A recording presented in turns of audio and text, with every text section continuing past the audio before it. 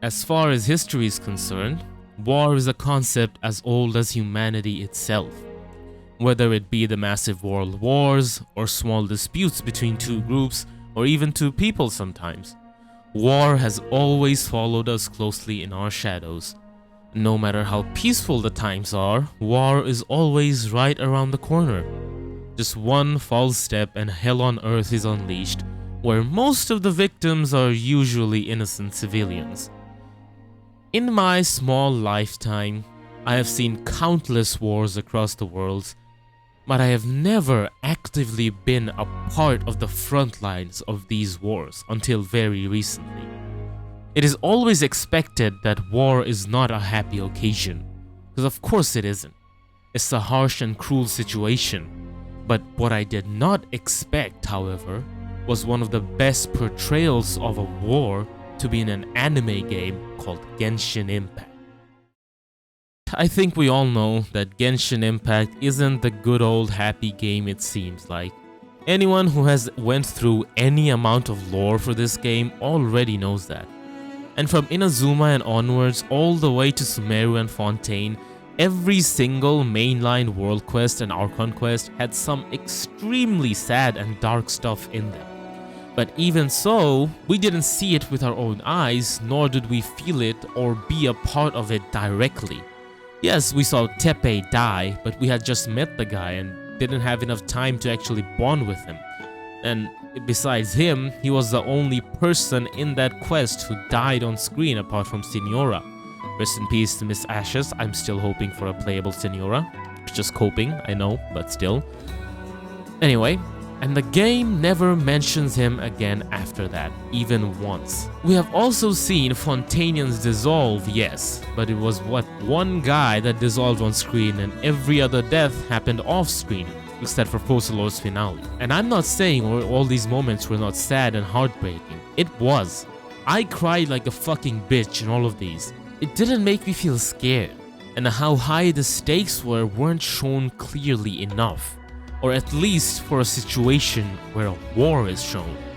So even though I felt sad for a lot of these characters, it still wasn't enough, and something was missing. But all of it changed in Natlan Archon Quest Act 4. Before Act 4 of Natlan, whenever we had somewhat of a war, which is only in Inazuma, it didn't really feel like a war. It felt more like a small battle with less deaths and more just emotional damage instead. I know that that isn't the case. I know that a lot of people died in the Inazuma War and you can visit their graves and stuff and you can give them flowers. You can see how crippled the families have become. But they never took the time to actually show it to us or actually convey the message of how dark and fucked up the situation was. And so it just didn't hit, you know? But boy oh boy, did Hoyoverse go back to their roots with this quest. I knew Hoyoverse could go dark, but I did not expect to see this many dead bodies in literally every single place I visited. This was not a mere invasion or battle. Oh no. This was actual war. And they went ahead and made us choose who to save, and just like a real-life war, we couldn't even save everyone even if we tried. One wrong choice, and the death count went up more and more. On a side note, personally, my world's death count was around 4,000 plus people. And I also found out that the death count depended on how fast you kill the monsters in each area. The faster you are, the lesser the death count. I guess it wasn't a good idea to actually bring a lore-accurate, unbuilt team to actually do this quest. Yeah, back to the main video now. You know, I have seen wars in lots of anime, many games, many different stories as well. And it never really hit me that much. People would die in all of these stories in the most brutal way possible. On screen too, sometimes. It gave me an idea about what happens in a war, but it never made me feel sad or scared or any other emotion at that. So it made me think and made me really ponder upon it. Why did Genshin hit me this hard then? A random ass gacha game with fluffy, good-looking anime characters from a random ass company, definitely not known for their dark storytelling. What did they do for it to hit? And I thought about it for a while, until I finally figured it out. It was all about the introduction and the build-up up to Act 3 and 4. A very simple and a cliche answer, I know, but think about it for a second. Why do you care about a certain character? Let's say Furina, for example. Yes, we all love Furina, the best Archon ever. Yes, she sacrificed her entire life, dedicating herself to immense torture and solitude just to save these people. Now, take her extremely good character arc and literally remove everything we know about her and make her the annoying brat she was. Would you have cared for her one bit? No matter how cute a character looks, if the character has no fucking story in it, you wouldn't really care.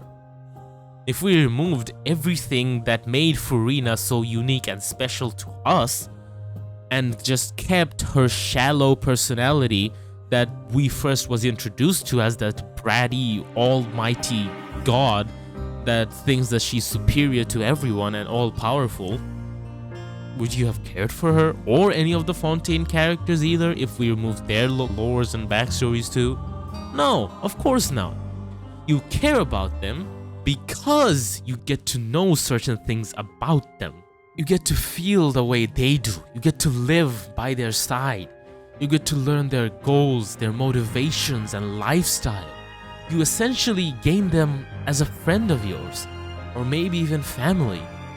And because of that build-up and the happy memories you spend with them, because of all those positive things, it hurts you that much more to see them in a new and negative light. From the start of 5.0 and even before, during the teasers of Natlan and everything, everyone has noticed one thing about Natlan and talked about it extensively across all social media. And that is how positive and uplifting just straight up Natlan, the so-called Nation of War, was. And every single one of you, including me, fell to Hoyoverse's carefully orchestrated plan. They carefully made Natlan feel very light-hearted and positive by using lighter color palettes, areas like this, cute animals like this. Even in enemies, they used cuter designs and color palettes. They even use fun and uplifting music for every fucking nation you go, very pretty and peaceful environments, and a cute and colorful set of cast members. They even gave you a cute pet that you named yourself and practically raised as a child as you go on through Natlan, to make you feel even more attached to the nation, the people, and even the world itself. Then, they made you spend a lot of fun and friendly time in this place alongside all these characters. We literally spent the first act going through a fucking tournament arc, getting introductions, and then even spending an entire day with Mualani in the hot springs. And all this combined created a very fun, safe, and lighthearted environment for the player to experience and get lost in. They made you feel like this was your home, and that these people, your family. If that wasn't enough, they even took away the seriousness and concept of death by introducing the concept of the Ode of Resurrection. In result, giving you a false sense of security, making you feel safe and secure in this place, so that you have even a slither of hope when everything you love is getting taken away and destroyed right in front of your eyes.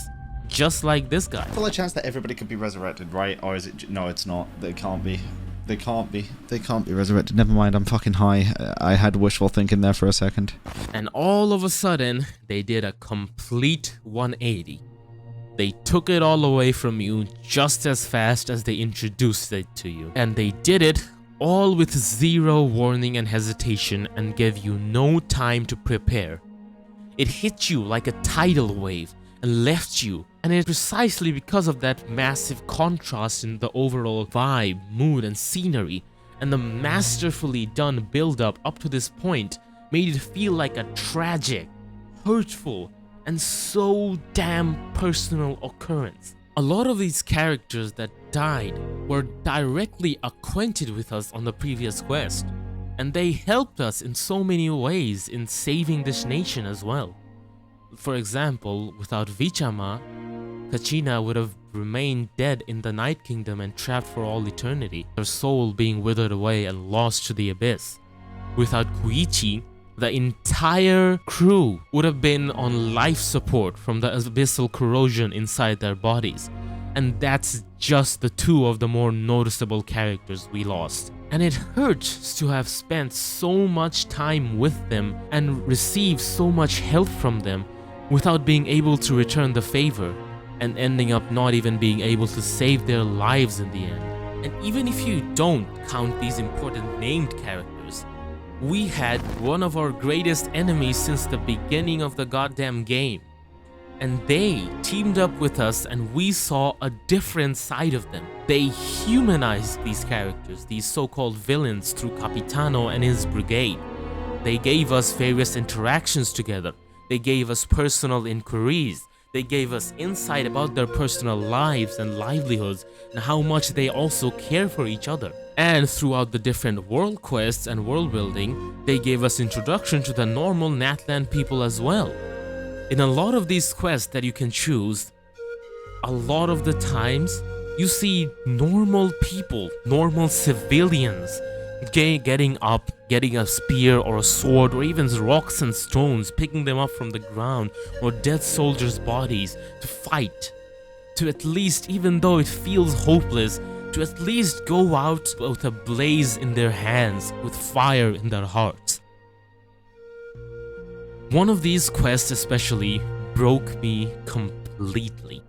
If you come here in time, you see a lot of dead people. You don't see a single person alive. And you wander around for a bit searching for any survivors.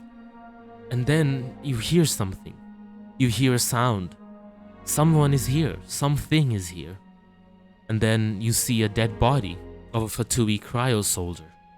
And behind his dead body is a mother and a child. And then you later learn that this Fatui soldier gave his life protecting this mother and child, while the beast scratched on his back continuously, slowly and deliberately killing him, but his dead body still refused to move. Even dead, he stood there as a barricade saving these two people. And the even more tragic part is that if you return later, you come in here and even the mother and child is dead. They're nowhere to be found. They're just gone. Dead, taken away by the abyss. In another one of these quests, you go to a village. You go there and you help them previously to get a brigade up so that they can defend themselves. If you return later, you can see that a lot of them didn't survive. Out of all about 20 to 30 people, only one soldier survived. And if you are just a bit late and you didn't help them build the brigade there, you come back later, and not a single person is alive.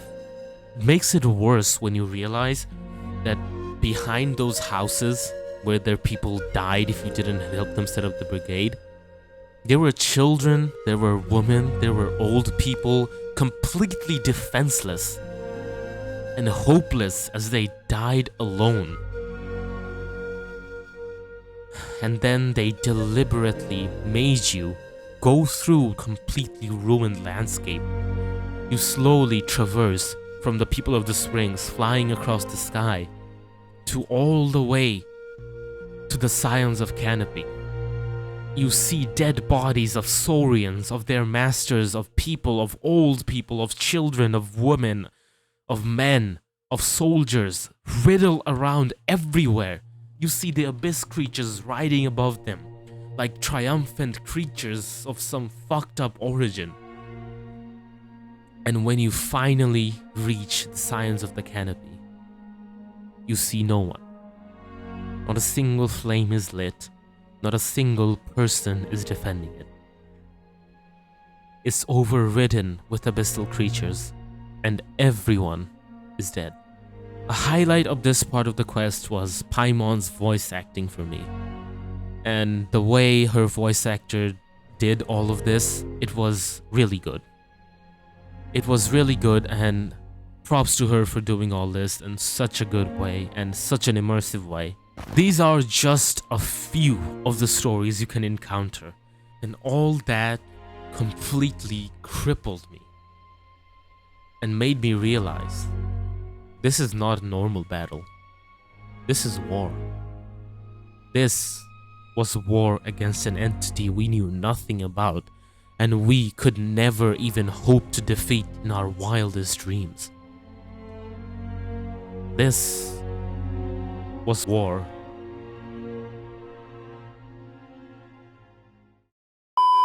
Well. Look at that!